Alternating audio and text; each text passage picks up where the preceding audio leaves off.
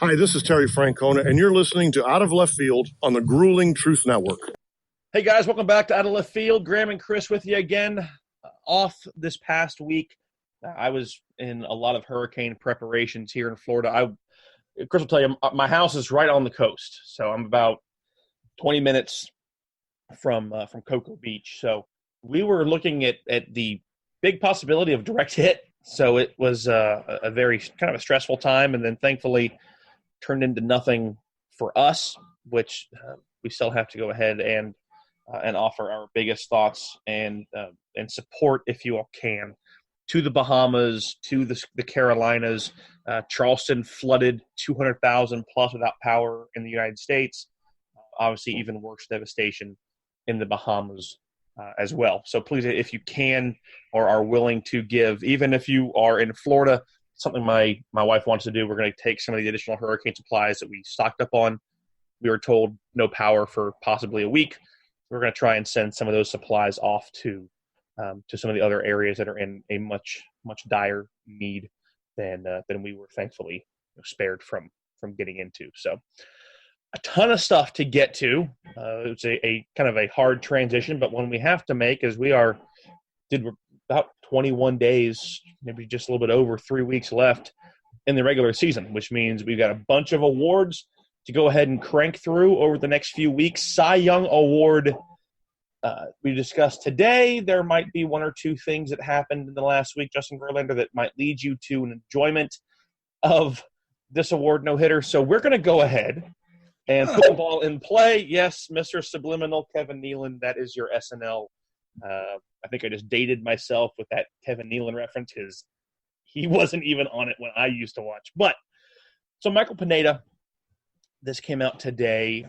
Minnesota Twins right-hander, of course, probably the most infamous for the pine tar on his neck from 4 or 5 years ago when he was ejected from a game, has been suspended for 60 games for violating MLB's drug policy.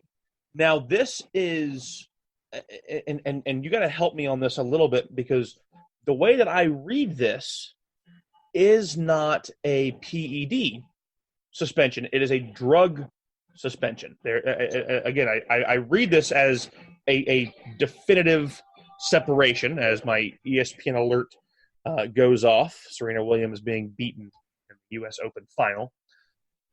So Michael Pineda tested positive for hydrochlorothiazide, a diuretic. It was an 80-game ban, which is standard for first-time offenders. An appeal brought it down to 60. There was evidence provided that it was not used as a masking agent for PEDs. Now, what it was used for, we don't know. But that is, it's still a pretty big hit to the Twins lineup. But again, this is one of those things where I'm really curious as to the delicate balance of this story where it is not a PED. Yeah, and the question that it raises for me is that if he was able to introduce evidence that indicated that not only is this not a performance-enhancing drug, but it wasn't being used to mask substances that are performance-enhancing drugs, why only a 20-game reduction in that suspension? Interesting to me is he is coming back, right? Coming back from Tommy John. And you would think that having suffered that injury, that he would want to be careful about, especially what goes into his body, but about possibly using a banned substance, because they're going to be looking at him, right? Because he's recovering still. He missed all of last year, recovering from Tommy John, and has been really one of the best pitchers for the Twins since the All-Star break. Right. His ERA is up there a little bit. He did have some struggles early on in the season, but guy's 11-5, ERA of 4, and this is going to cost him almost $1 million in salary. My question is, Pineda's response was that he needs to quote, he needs to take responsibility for, quote, what goes in his body. He accepts the suspension. and that he wants to be an example to others about the importance of checking with experts before taking substances from an outside source. So, again, basically the same dog and pony show that we're used to when a player gets banned for a substance. I got it from someone else. I didn't know what it was. It was given to me by whoever. Right. The interesting thing to me, though, is if he's not taking PEDs and he can show some, obviously, evidence that he's not taking PEDs, then why the diuretic? Right. And I mean, what are you saying?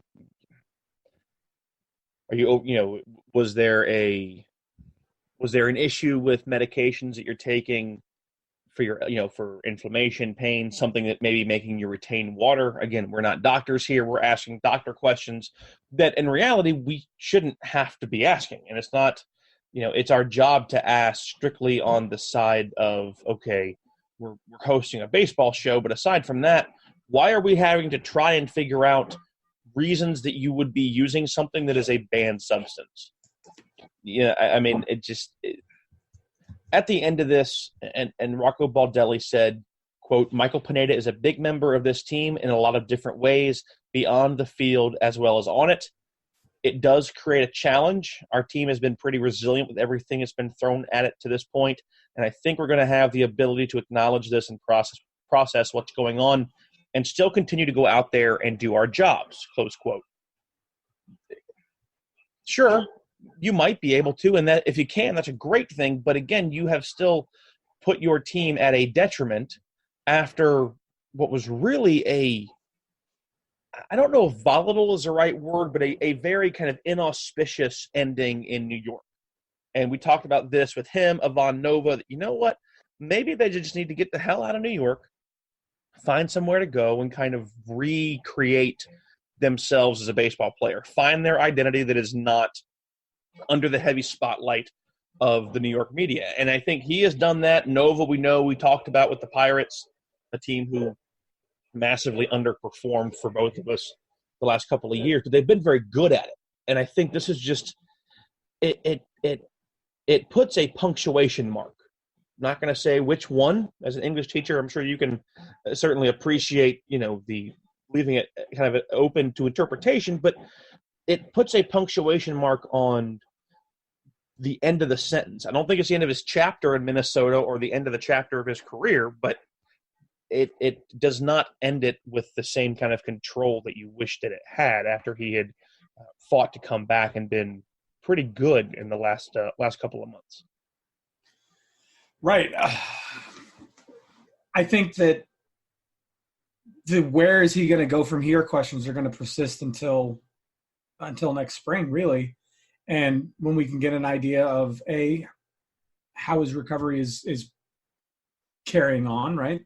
I don't think either of us would be willing to say that we expect this to be the end of his career or that we would want to see that. I don't think either of us want to see that.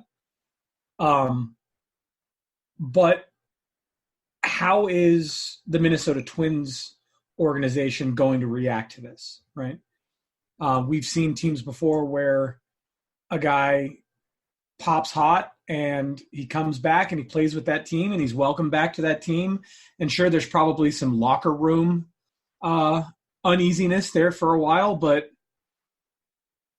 we've also seen guys who pop hot and the teams cut them. So yeah, I don't know. It is open to interpretation what it's going to look like for the end of this. This really was, one of the best years we had seen from him since, you look at it really since 2014. 2014, he's only in 13 games for the Yankees. It was the first time he'd been in the big leagues since his All-Star year, his only All-Star year in 2011, which is, and that was with the Mariners. But he comes up for 13 games, goes 5-5, a sub-2 ERA, just over 76 innings, which, okay, great. That means the Yankees thought they had something there. And then we see 2015, he goes 12-10, but his ERA spikes to 4.3. It was 4.82 in 32 games in 2016 and almost 4.4 in 2017. Now, he has an ERA over 4, just over 4 this year, but that has come down because he has only had a 3.04 ERA since the All-Star break, where he really began to kind of find the rhythm. And Right. that was a big key for him. That's in 26 games. So 146 innings, which is the most he had pitched since 2016. That's kind of what you're looking for. 140 strikeouts, fourth most in a season for him. But still, when you're looking at his strikeout totals with other years, there were at least 14 more innings pitched in the next nearest game or next nearest season of innings, from 146 to 160. So really, he was on pace to pick up probably 2 or 3 more games this year. Likely was going to have a top 3 season for him, which when you have that coming back from a surgery, that really gets you a great mindset going forward. And I think we both agree the Indians window is, right now they're all trying to keep it pried open to get a little bit more oxygen into the room.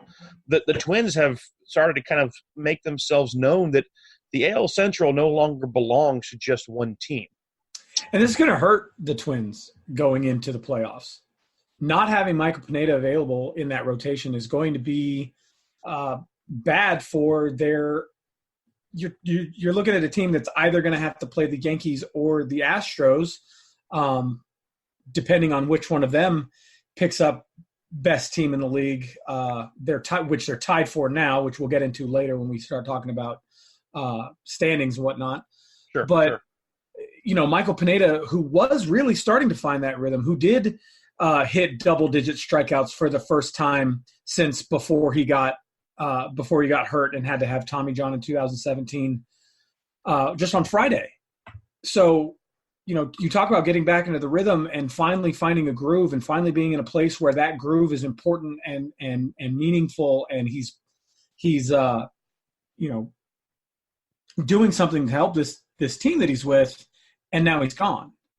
And he's probably their most underrated starter at this point. Sure. Or underappreciated, because the work that he's putting in is solid work. Yeah. And this is a team who they're not nearly to the extent of the Yankees, but they have started to struggle a little bit with the injury bug. Of course, Nelson Cruz, 2 stints so far because of an ailing left wrist. He left a game yesterday in the Indians because of some left wrist soreness. So I don't think that this is going to change their status as a playoff team at all. I certainly think they are still going to be a playoff team. I think that they have a very good ability to be a spoiler, but again, not having a key piece of your rotation, and that's, we haven't seen, we don't know how Pineda would have looked in the postseason. We have seen that before, and we have seen where that really does mess with guys, but he's not been. We really haven't seen any postseason appearances from him yet, even with the Yankees. So there's no way of really knowing what it would have cost, Right. But it certainly does cost the Twins a competent starter when you only need 3 really good guys to get yourself through a series. This isn't the Tampa Bay Rays losing Charlie Morton at the end of the season. Right. That would not be good. No. At all. So, and this was – I remember when I saw this breaking news story. It was a week or so ago, and I called you. I think you were in school. I was in class. I said, as soon as you can, give me a call, because more often than not, something quiet, you'll pick up if I call, and it wasn't one of those, let me just call right now. But you called me, and I told you that the coroner report had been released, and Tyler Skaggs had died of an accidental overdose of alcohol and fentanyl. Which, we have a lot of, we have a lot of moments from our time in the military where something comes up kind of crazy. We make a joke of some kind, something kind of, off color, and neither of us would or could do it here. It was very heartbreaking news to hear for everybody. obviously all the teammates that were brokenhearted. Now this is just kind of reopening the wound, which, I mean, it's Mike Trout said, quote, "It's pretty crazy.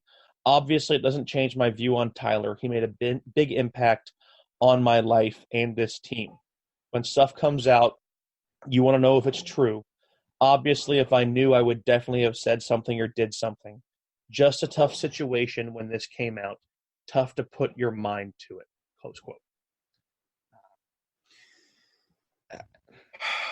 If there is one bit of brightness out of this, which I'm not at all trying to give the, everything happens for a reason thing, but Tony Clark, the executive director of the MLBPA and the league, have been in joint conversations about trying to institute mandatory testing for opioids, because we have seen how this has become a crisis in the country. Yeah, and it's sad that it takes the death of a player like this to kind of bring it to the forefront of everyone's mind. But at the same time, it's, I hope that if baseball has suffered this loss, other leagues follow suit, because this is not a one-off kind of thing for somebody. And for Major League Baseball, it wouldn't be difficult to do, to institute, because they already opioid test in the minor leagues. They have mandatory opioid testing in the minor leagues now. So just expanding that to the major league rosters would be pretty simple, I think, for them. Now, that does mean getting Major League Baseball players on board with it. The MLBPA has to convince the players themselves, to back this. Hopefully, in the light of a loss of one of their own players, they're going to be willing to look at this as something necessary, as opposed to what most employees in this situation typically look at it as, and that's an invasion of privacy, which is, as of right now, the only time opioids are tested for in the major leagues is if there is a reasonable cause. If there is some sort of reason for the league to suspect that a player is abusing opioids, they will test the player, but it has to come through the manager, the team management, and also the players' management. They have to get together and agree to this testing. So I'm not trying to throw the wrench into this, and we got a bunch of stuff to get to, and we're not going to, we're trying to keep the show, moving along for everybody. But this kind of popped into my head, and I'm not going to open up the political debate, none of that. But I want to ask you this, as someone who, like my wife, gets horrific migraines. The benefit of marijuana and CBD oil. It's something that I am very heavily looking into and talking to her doctor in primary care about. She's diabetic, so I got to make sure nothing is going to have any negative effects, which it shouldn't, from my understanding. But is this a chance for baseball and for the PA to go, okay, we're behind this for the betterment of our players, because we know what opioids can do. We obviously know about the how addictive they can be.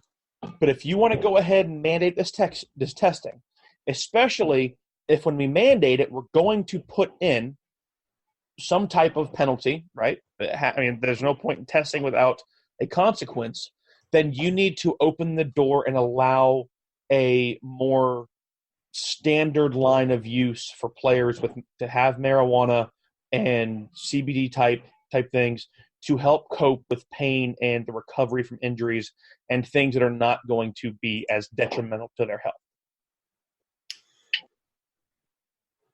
So a very short answer to a very long question. Yes, I absolutely do. Sorry. I think, and that's all right. That's all right.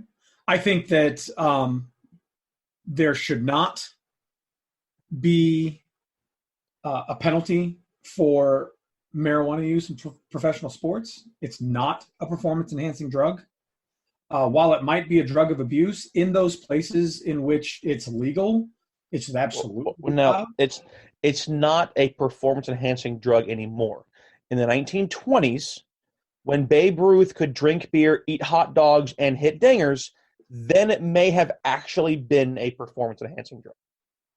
Probably. But again, dead ball era, different. Right. But the reason that I think that that it would have a significant impact is because science backs that up. Right.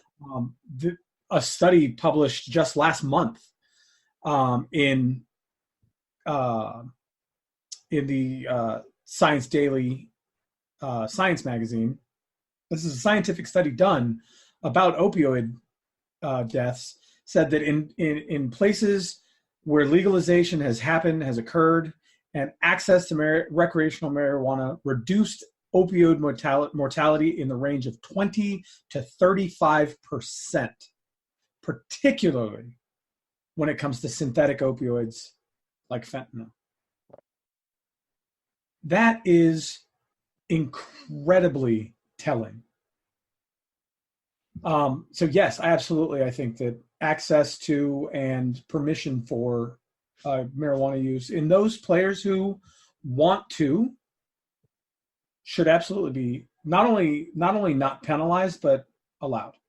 And I think what I hope doesn't occur out of this, I do believe very strongly that the players have this is a very good platform for them to move to this. What I hope we don't see is either the commissioner's office or whatever it comes to CBA negotiations, try and spin it to the idea that, that the players are kind of giving well, you want to test me for that, then you're going to give me this. No, but this is this is the best platform, the most stable platform that you have of, we don't know why he was using it.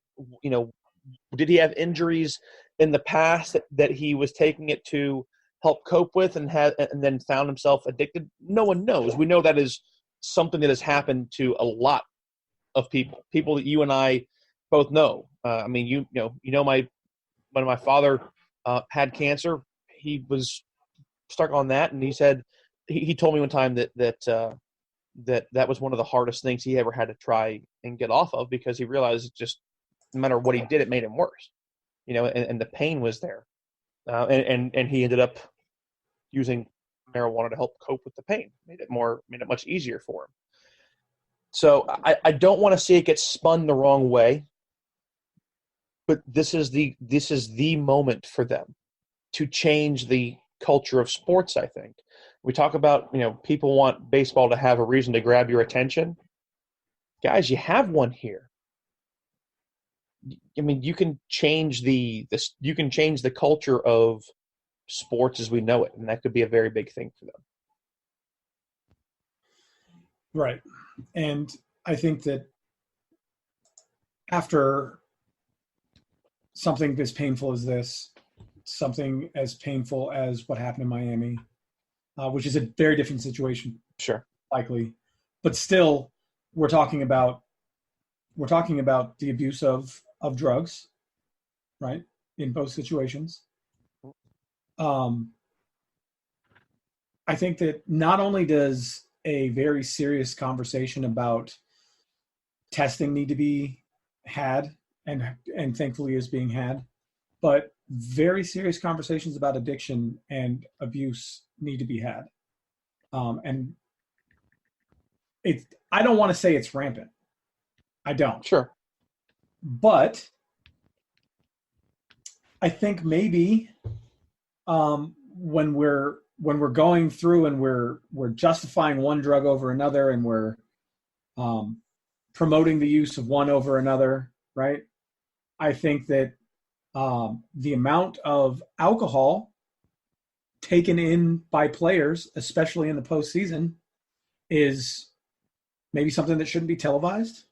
Well, you've seen how a lot of clubs have actually pulled. I remember touring Coors Field. Guess what? There was beer in the club. I mean, you had taps in the clubhouse. Same thing in St. Louis, Busch Stadium. You have taps in the clubhouse. A lot of teams have pulled that out.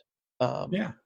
And this is, and again, I don't want to not over dramatizing it, but I will say this, and it's at least something to start the conversation for you all, which is the whole point we do the show, is to have you all talk and have everybody who listens to the Grueling Truth Network talk. This could, in a, you say we don't know if the use is that high, how rampant is it?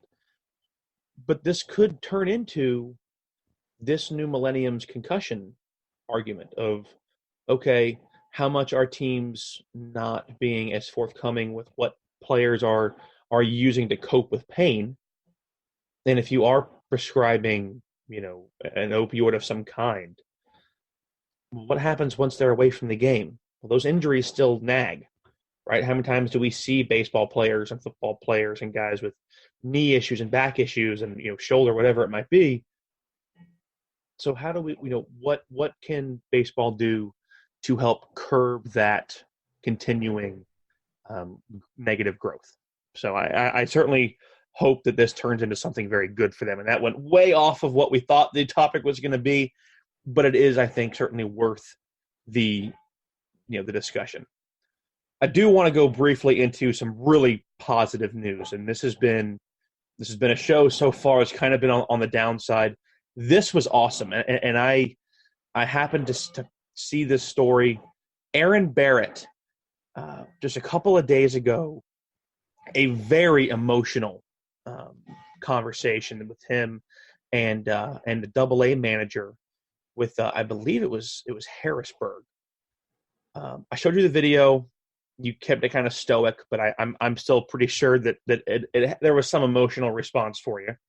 You are not Spock of the show, so don't try, sir. There is no Vulcan in you. Okay, yeah, nerdy reference. My bad. Yeah, you'll appreciate it. Some might not, but work with me here.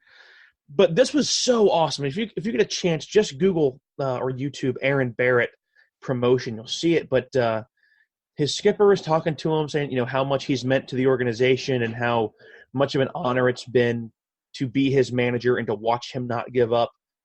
I've mentioned that I had a chance about 3 years ago to umpire some games for the Washington Nationals on some of their backfield stuff out here when they were still training up where I live.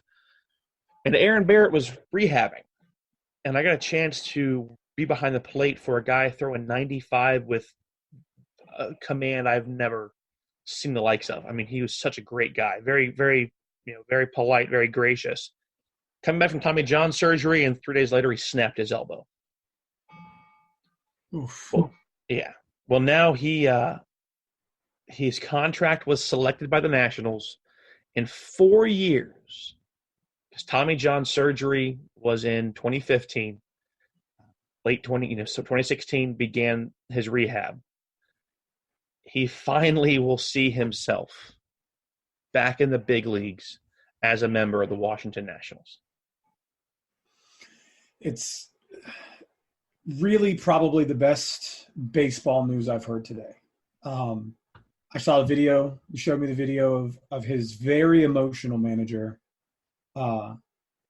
telling him in front of the team how much he respected him, how much of an inspiration he was, how much he enjoyed managing him, how lucky he felt to have been able to be his manager, and also then at the end there, how lucky he was. Pulls a big league baseball out of his sweater, which if you don't know listening, there weirdly enough is a difference in size. A minor league ball is just a little bit bigger than a big league baseball. That was so cool, and his teammates mobbed him. Yeah, of course. Yeah, really, really, really great to watch. So very, very just, again, ecstatic for him. He's 31 years old. The best years of his career were lost to injury, but he will be something for that team, an inspiration for that team, and I hope brings a boon to that ball club as they make a push into October. All right, man. So with that, why don't we go ahead and so we got Cy Young, we got our standard standings, top 5, bottom 3. Where do you want to go? Because obviously Cy Young comes with another big story. So do we want to go ahead as we kind of program this live with you as we go with it? Do we want to talk about the awards last, or go ahead and crack the seal? Let's just go ahead and talk about it now. Okay. So Justin Verlander pitched a no-hitter, and he's going to win a Cy Young in the American League. As far as the National League goes, I think that pretty much covers that one. Yeah, so all of a sudden, the Cy Young race, really in both leagues, I mean, the enjoyment of the American League race is the fact that you're going to have two guys throwing haymakers into the Cy Young race who are pushing each other into success, which is awesome. The key here for me, really, Garrett Cole is auditioning for a huge payday. It's a good possibility. The Braves have talked of being really interested in picking him up. The Yankees might be as well, other teams, but right now, this guy is Garrett Cole is the odd number 2 man who has pitched 176 innings with 266 strikeouts and a 2.81 ERA. Yeah, that's not the front runner. Right. That's stupid. That is the most mind-blowing thing I think I have seen since we have done this show. And Garrett Cole, Garrett Cole is the kind of guy who might hit 300 strikeouts this year. I don't know about Verley. He's 11 behind him. He can. I mean, he absolutely has the ability to. If he goes 31, 32, maybe even 33 starts. But Garrett Cole with 266 strikeouts, staring down the barrel of 300 because he definitely still has 3 starts left. Right. It's going to be fun to watch, man. I mean, 34 strikeouts needed for Garrett Cole over. I mean, if he strikes out, 11 guys in each of his next 3 starts, throw one extra guy in there for good measure, he's going to hit it. Yeah. And he's not going to be considered the front runner for the Cy Young Award. No, I mean, the fact that Justin Verlander has, like I said, 1 complete game shutout, just one, which was a no-hitter, which an historical no-hitter. And the fact that he becomes the, what did he say, the sixth person to throw 3, but also became the first person to throw 2 no-hitters against the same team in the same stadium. He's thrown 2 no-hitters in the Rogers Center in Canada. And even better, the kid that they brought up, and I can't think of his name off the top of my head, that hit the 2-run go-ahead shot in the 9th, the kid was Canadian. So his family and everybody is there. And Verlander is going into a 0-0 ball game into the 9th inning. And he said, AJ Hinch said, you've got the 9th. It's your game. But he said, I knew I wasn't going to be out there for the 10th. There's already 120 pitches. It wasn't going to happen. And then all of a sudden, this shot to left, to left center opens up a 2-run lead. And it just took a couple of ground balls and a strikeout for Justin Verlander to raise his arms again in victory. By the way, that strikeout had his 3 fastest pitches of the night. Was it really? 4. He's still doing it. 1 at 96.9 and 2 at 96.3. His 4 fastest pitches of the night, all in that last at bat. Against the guy he opened the game against, Bo Bichette. Yeah, Bo Bichette. Yep.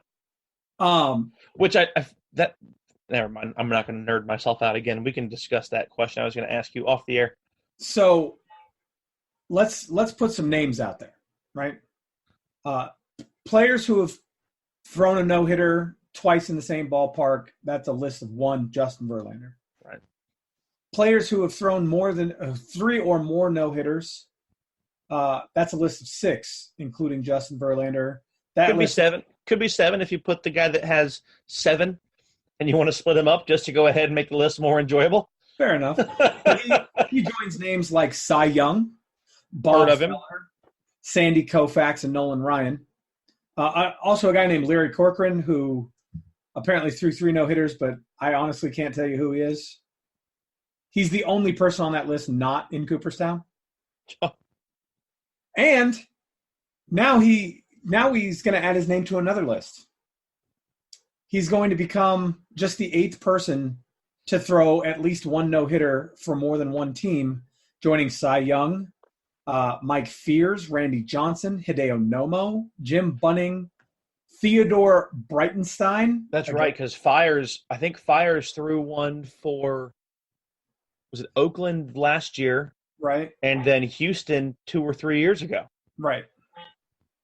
And Theodore Breitenstein. All of them have done it for 2 clubs. Ryan, of course, Nolan Ryan did it for 3. So, of course he did. While he's on that list, he's also on a list all of his own. Well, and since we bring him in, I love the stat I told you, and it's one of those moments where I heard you kind of get quiet, and I knew you were just shaking your head, and it was if a pitcher started game 1 of the 2020 season, and they were a brand new rookie, and they threw 275 strikeouts for 22 straight years, they would not pass the strikeout total of Nolan Ryan. Right. So while we're talking about that, I was actually leaving work on the phone with you when you told me that statistic, and I had to stop in the hallway and tell another teacher who's I remember that. Fan I remember that statistic because it was such a mind-blowing statistic. All right, so I think we both at this point believe that Verlander has wrapped up the AL Cy Young. Now, if Garrett Cole goes out and throws a no-hitter, we can revisit. All right, we can revisit the discussion. If he throws a perfect game, all of a sudden he gets funny. But right. I mean, hey, it can happen. The Cy Young in the National League, to me, really is where it gets kind of it gets fun because you've got some names in there we've heard before, right? Clayton Kershaw, even Walker Buehler being a young name out of Los Angeles. Steven Strasburg, been around for a long time. Will Smith from San Francisco makes you happy to at least have a giant on there to, okay, well, that's kind of cool. But then Hyunjin Ryu, and that is the name that we heard so much this year. Man, Ryu has been great. This has been a career year for him. Well, right now, at least on the Cy Young predictor on ESPN, they have Strasburg as the favorite. I know you kind of felt the same way when we were talking off air, but I really am in the Hyunjin Ryu camp. So I'm curious, where are we kind of sitting on where this is going to go? Well, here's how I feel about it. Like I said off the air, I would love to see Ryu win. He's got the chops for it, right? He's got the ERA. He's got the low number of earned runs, 30 fewer, nearly 30 fewer than Steven Strasburg. He doesn't have it in innings pitched. That injury, that little setback he had is gonna hurt him there. He's played in 3 fewer games, started 3 fewer games. So he doesn't have it in innings pitched. He's almost 25 innings pitched fewer. Which I still don't think would have led to 30 more. No, I don't either. Runs. I don't either. But when you look at this, the only guy with fewer innings pitched, you have Max Fried with Atlanta, who's given up 64 earned runs, 20 more. You have Felipe Vasquez of Pittsburgh, who's a reliever, so that's a whole different discussion. And then you have Mike Soroka of the Braves as well, who has 152 innings pitched, 9 fewer, so almost an entire game less, and he's 1 earned run lower, 43, than than Ryu. So I just look at this man that the way that he is throwing, plus the 2.45 ERA, which is the lowest ERA of all starters on the Cy Young list here. I've got a really hard time thinking that Strasburg. I mean, we expect him to strike out everybody, right? He's what, you said 80, I think, 80 more than Ryu. Yeah, 200, but that's not strikeouts, right? But that to me was the most unsurprising stat. One of the things that makes these postseason award discussions that we have so difficult is that we have to really bandy about in two ways, right? So we have to discuss what we think about each candidate. Right. And we have to say, these are the things that could make him a winner. But we also have to go back and we have to say, what are the baseball writers going to do? All right, what are the voters going to do? Right? What are the guys who are putting the names down on the cards going to do? What's valuable to them? And we have seen several times, year after year, guys win MVP because they hit a bunch of home runs, right? Home runs shouldn't be an MVP qualifier. I mean, they should be in the conversation, but Stanton shouldn't win an MVP because he hits 59 home runs. Fair. Steven Strasburg has 222 strikeouts. The only people close to 200 in the National League at this point are Luis Castillo for the Cincinnati Reds, and Walker Buehler, who's at 190. Which Buehler is no slouch either. I mean, no, granted, absolutely not. I'm actually a little bit surprised that he is as far back as he is. 58 earned runs with a 3.28 ERA. Well, I'd like to point out 12-3. One of the interesting things is the predictor scores in the National League. The top what? Yeah, the top eight are separated by 10 points. Yeah, the top 3 are separated by 1.1. So, and let's not forget that 1, 2, 3, 4, 5, 6 of those have victory bonus, 12-point victory bonus added to their predictor scores because their team is going to a division championship. Which again, I think is kind of well, but we discussed it shouldn't, but wins and losses are always going to be a thing that those voters look at. It's why Strasburg has 16 wins. But hopefully last year's win by Jacob deGrom maybe has thrown a bit of a wrench into that standard Jacob practice deGrom we had hope. a sub-2 ERA. Sure. There was no way that they could not give Jacob deGrom the Cy Young. He had a sub-2 ERA, the lowest number of earned runs in the league. Did he even crest 20? And he lost. He had what? He would have had ended up with 30 wins. Had his it would have doubled or tripled his actual win total if his team had scored an average of two runs per game of run support for him. Now again, Max Scherzer was nipping on the heels. If one of deGrom's numbers had slipped, again they likely would have given it to Scherzer, even though the National struggle. But again, you've got two teams last year in the Mets and in the Nats who had the top 2 guys, I think, for the Cy Young and were not playoff teams. So the kicker for me is that while 222 strikeouts is great, Strasburg gives up a lot of runs. He's a 3.5 ERA, 72 earned runs, the most by any pitcher on this list. So, and to be fair, and I'll give you this. As I kind of – because Ryu is my pick. Ryu is my pick, and I'll let you confirm Strasburg or change your mind, but I'll say this. The biggest argument that I'm probably making with you against Strasburg is I don't trust the guy. We've seen a lot of missed opportunities for him to really become great. And then the whole thing happened last year 2 years ago, where he seemingly did not want to take the ball in the playoffs. It makes it very hard for me to think of Steven Strasburg as the best pitcher in a league. So that I will say I think is one of the reasons why I have a hard time getting behind that pick. Right. So and I'll say this to your point. Yes, he has a higher ERA, right? He's got the 3.5 ERA, and yes, it's the highest ERA of any, or the highest number of earned runs, was second highest number of earned runs given up by any player on this list in either league. But among starting pitchers in either league who have at least 185 innings pitched, there are only 4.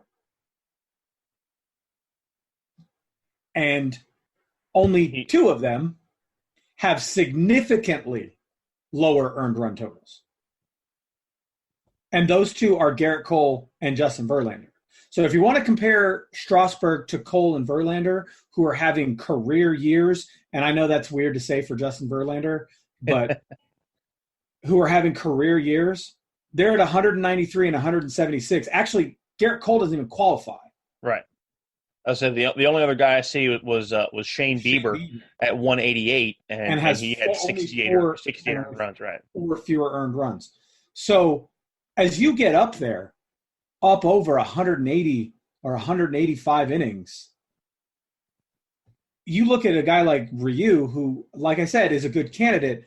But if Ryu had not gotten hurt and had played in those 3 games, had made those 3 starts, he's still not going to get to 185 innings. He would have to pitch 9 innings per game to get there.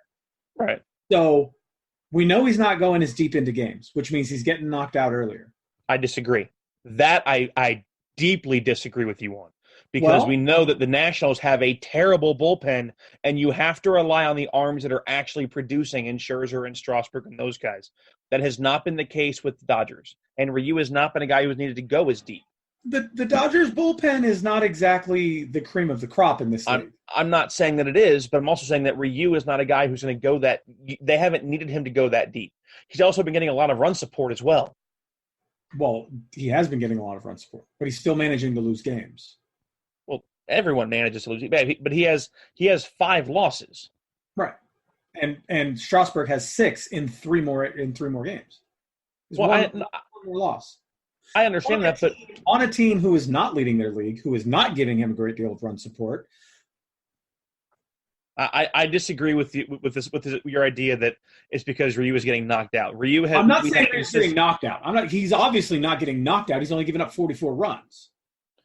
I'm saying he's not pitching as deep. It's not giving him the opportunity to go as deep. But if that's the argument that you want to make, which I can, that's fine. But if that's the case, and I think this goes back to our World Series discussion, which is Dave Roberts is hamstrung by analytics. And I would be more inclined to get behind you with the analytics say pull Ryu and use X, Y, and Z for the last however many number of outs you have to get, more than he is not able to go as deep. Because if we're saying it doesn't go as deep. So you're misunderstanding what I'm saying. I'm saying Ryu is not being given the opportunity to play as many innings. Okay. So he is not going to get to the kind of numbers that Strasburg is getting to. Okay, now we're more on the same page. At the same time, not going as deep into games does not give him the opportunity to give up as many runs. When a pitcher goes 6 and 7 plus regularly, because they don't have a bullpen, they're going to get hit harder in those later innings. Okay. Just how getting tired works. If Ryu can come out in the 5th or 6th inning, he's not going to give those runs up. Sure, but he's not being. Dave Roberts is pulling Ryu. Analytics is helping Ryu's numbers right now. But at the same time, you're also saying hurts his case as a Cy Young candidate. I'm not saying it necessarily hurts his case. I'm saying that when you look at the numbers, if he's only pitching 5 or 6 innings and Strasburg's pitching 7 or 7 plus, then yes, of course, Strasburg's earned run numbers are going to be higher. He is putting himself in front of more hitters. Okay. And doing better. He has more Ks. Which we expect. Which we do expect. Ryu's not the powerhouse guy that Strasburg is. Right. He's a finesse pitcher. A very good one this year. A very good one this year, but it has not been in recent years. And so I am part of the reason that I would very much like to see him win is because we never thought we'd be having this conversation at the beginning of this season. Right. Because at the beginning of this season, we were both of the mind that Ryu was the kind of pitcher who comes out on the mound every 5 days and you don't know what you're going to get from him. Because that's who he was last year. Right, and that's kind of what I've come to expect with Strasburg. We haven't, Strasburg had his first sub-3 ERA since 2011 in 2017, but since then we've seen a lot of his numbers jump again with injury. This is the deepest that he has gone into a season again since 2017, and before that he hadn't crested 24 games since 2014 when he went 34. So and it looks like he's going to hit 200 innings this year unless they shut him down. Which is nice. I mean, again, he hasn't touched that since 2014. And there was always the concern and the question of, did the Nationals overuse him? But at this point, 185 innings, that is the second highest inning total already of his career. Right. His next highest was 183 in 2013. So, I am prefacing this off of I have a more faith in Ryu this year. I've been more impressed with him this year, but also I've been so kind of disheartened by the Nationals as a whole that it makes it a lot harder. I mean, you look at last year, this is the most games that Ryu has pitched since 2014, where he went in 26 games and had a 3.38 ERA. But we have begun to see, even with some injuries, his ERA begin to decrease. 1.97 last year, granted a 15-game sample size, 2.45 this year. Their whip is the same, pretty much 1.06 for each guy, right around those numbers. So at the end of it, an equal WAR. I think they both have Strasburg's WAR is a 5.3. I was looking at the whip on both. Strasburg's WAR a 5.3, that is very likely where you could make the biggest case that he has almost an entire additional game on top of Ryu. Granted, he has pitched in 3 more games. So, that's one of those, if you pitch in 3 and you're only going to win 1 more, does that hurt the way that you're looked at? So just a thought, but at the end of it, you are taking Strasburg, yes? For now, I'm taking Strasburg. Okay. And I think we both agree that Garrett Cole would be awesome, we like Verlander for the American League. Right. But I think that the National League Cy Young is something that we're going to have to revisit once the season is over. Yeah, it's not done, and I am unsure. And as you mention it, I'm going to take a quick gander because I think it would be fantastic if they did. But I am not positive if the Dodgers face the Nationals anymore. I doubt it, but that would kind of be nice if they had but no, the Dodgers pretty much have one more East Coast trip, and that is for just the Mets. The Mets and then the Orioles, they go to Tampa Bay, they host Tampa Bay, and they stay on the coast from that point on.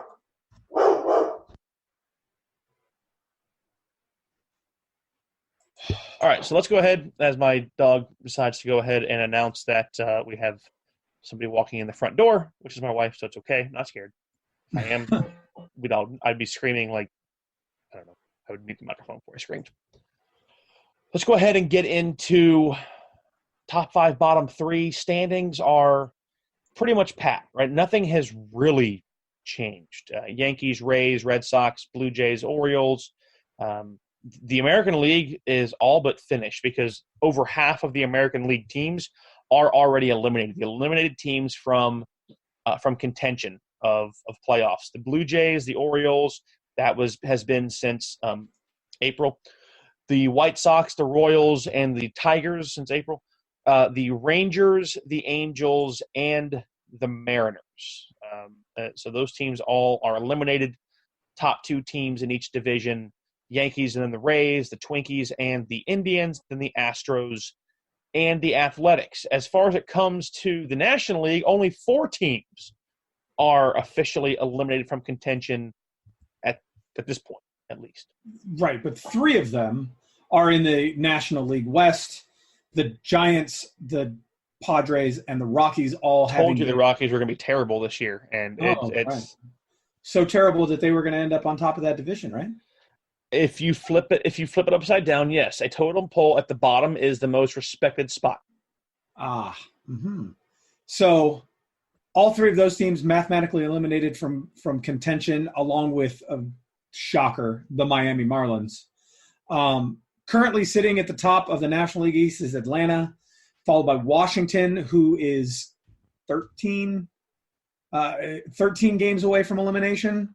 So, well, at least now, granted, elimination. This is just elimination should they lose for the division. Right? Should they lose their wild card slot? Right. They would be mathematically eliminated from contention in 13 games. Correct. But they are 9 games out of the first place spot. The Mets still apparently in contention. They're only 7 games away from elimination, as are the Philadelphia Phillies, who they tie with at 72 and 68. Marlins are out. We got St. Louis on top in the Central. 2.5 games, and nipping at their heels are the Chicago Cubs. That is going to be the best division to watch down the stretch, because the Cubs, the Brewers, and the Cardinals should be in some way, shape, or form playing each other. I think they will all see each other in the next couple of weeks. That is going to jockey. Right now, the Brew Crew is actually in Chicago. Yeah. They're in Milwaukee, but okay, yeah, that's right. You're right. I was looking at these 3 teams are going to jockey a ton of spots. That's going to be a blast to watch come down the stretch. This is the first time since the podcast has started, 3 years, that we actually get to watch legitimate, meaningful baseball for the division in September. That is exciting. Which is interesting, because I have one of those 3 teams in my bottom 3. Because they're making me angry right now. Okay. Over in the West, the only 2 teams still in contention, the Dodgers and the Arizona Diamondbacks. The Arizona Diamondbacks, man, are really, really pushing. They're trying to make this wild card. They are 2.5 games out of the wild card, and they have won 4 in a row, and they are 9-1 in their last 10. And I think 10 of their last 11. Yeah, they're definitely my top. I think they are the top team in my top 5. Mine as well. Yeah. I mean, that's. So speaking of top 5, bottom 3, you've given us a preview of your number 1 team. Why don't you run it down for us? I have the Diamondbacks number 1. That was pretty much a no-brainer. With 8 straight wins, hard to not put the Atlanta Braves in there as well. So I had the Braves number 2. Again, 8-2 in their last 10, and winners of 3 straight. I had the Tampa Bay Rays, and then the Astros, who are 7-3. They have won 2 straight, and then I have the Minnesota Twins, who are also 7-3 in their last 10. Being just they are 5 games above, 5.5 games above the Indians. So that is a key piece right there. But that is my top 5. My bottom 3 is pretty basic. It was the Rockies, the Blue Jays, and the Mariners. They were abysmal this week. I know you wanted to make it about, start doing teams that are still in contention. I'm next week. I will start looking at that in a way of trying to figure out, which teams will be hurting themselves down the stretch coming up for our bottom 3 next week. Well, my bottom 3 is teams that are still in contention. Right. But my top 5 were pretty much pat. I have the Diamondbacks, the Braves, the Rays. Then I have the Twins, and then I have the Astros. Okay.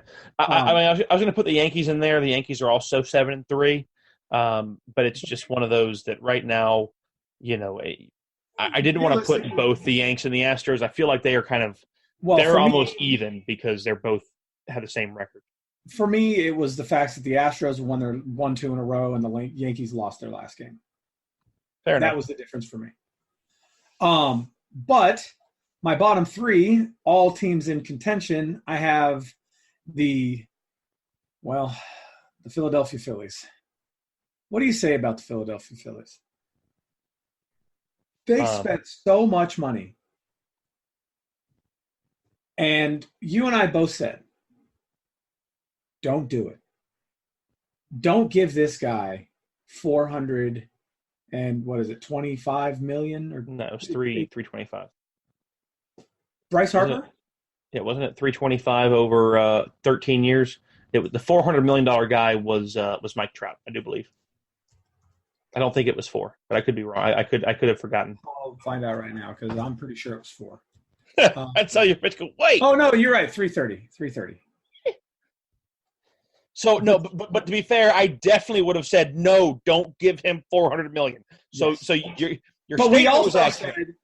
said Don't give him 330. and we definitely said don't sign this guy to a no opt-out deal for 13 years. Right.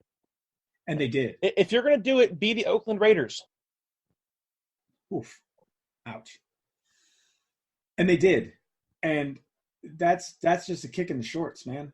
They are 7 games away from mathematical elimination. They're 4-6 in their last 10. They've lost their last 3 games in a row.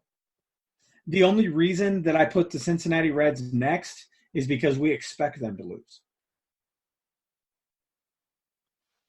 Now, granted, somebody did expect them to be a 500 team. I did expect them to be a 500 team. They're getting there. They're playing 465 ball. They're 10 games under 500. I think I had. I'm trying to remember. I think I had something like 4 or 5 games under. I think I was close with you on that, but now this last team that I have in my bottom 3 is just because they're upsetting me right now. Because this is a team that I think should be in control of that Central. I thought you said that it was a team that was upsetting you, but the Giants are already eliminated. They can't possibly upset me. They're already out. The team that I think should be in control of the Central Division is the Milwaukee Brewers. And they're not. And they're playing 500 baseball. And that, when you say we'll start looking at teams who might be hurting themselves down the stretch, that is a team who's hurting itself down the stretch by playing 500 baseball. They need to step up, and they need to win ball games. Fair enough. I mean, they certainly have the pop to do it. Unfortunately, Mike Moustakas is not playing. He's been dealing with a wrist injury. Numbers have not, he is not translated quite as well outside of Kansas City. But I think it's still a veteran piece for that team. But man, right now, I have no idea what to say. I mean, I think that at this point the Brewers have really put themselves well behind the 8 ball. They're 4 games out of the wild card, but you're 6.5 back of the Cardinals. Again, you've got to go ahead and put together a string of wins here, because you're right. You play 500 baseball, then you're going to stay 6.5, 7 games back, and you're going to end up, finding yourself on the outside looking in of a postseason that we both predicted they could easily come out of the National League and be a World Series team. Here's a dangerous thing, though. They got to beat the Cubbies. They got to, right? I feel like every team within that division right now, every game in that's intra-divisional right now for those 3 teams is a must-win for all 3 of them. Yeah. But every single game that the Cubs lose helps these Diamondbacks. If the Cubs lose tonight to the Brewers and the Diamondbacks manage to find their way past the Cincinnati Reds, cuts that lead to 1.5 games. And the Diamondbacks are a ball club who can turn it on, and they can turn it on hard, and they can turn it on late. And the Diamondbacks could spoil that Central Division race for all 3 of those teams. And the Diamondbacks against the Nationals becomes a very enjoyable wild card game that opens up a big can of worms for, I think, whoever ends up facing them. So again, a lot of storylines for us to watch coming down the stretch. The good thing is we're going to be here for the entire time. The one thing we still haven't gotten into yet. It was on the table, and a bunch of things came up as well. Is the question about the Tigers and the Orioles. That might be one. Again, you can go to our Facebook page, Out of Left Field with Chris and Graham, as well as our Twitter at OO Left Field. Vote on our poll. Leave a comment about we asked, were the Baltimore Orioles the worst team in the live ball era? And we're kind of caveating this by a team that appeared to have kind of some positive steps going forward. We saw them near division winners last couple of years, and then such a deep drop-off. Man, other than that, good show, a ton of stuff, some heavy things, some lighthearted things. Next week, we get into the important one, Rookie of the Year. Of course, MVP will stay for last. Rookie of the Year discussion on the way, and I think I know where one of them resides, New York, and we will see what happens as well with the other side. So for all of us here at the Grueling Truth Network, for Chris, I'm Graham. Thanks for hanging out, folks. Catch you next week on Out of Left Field.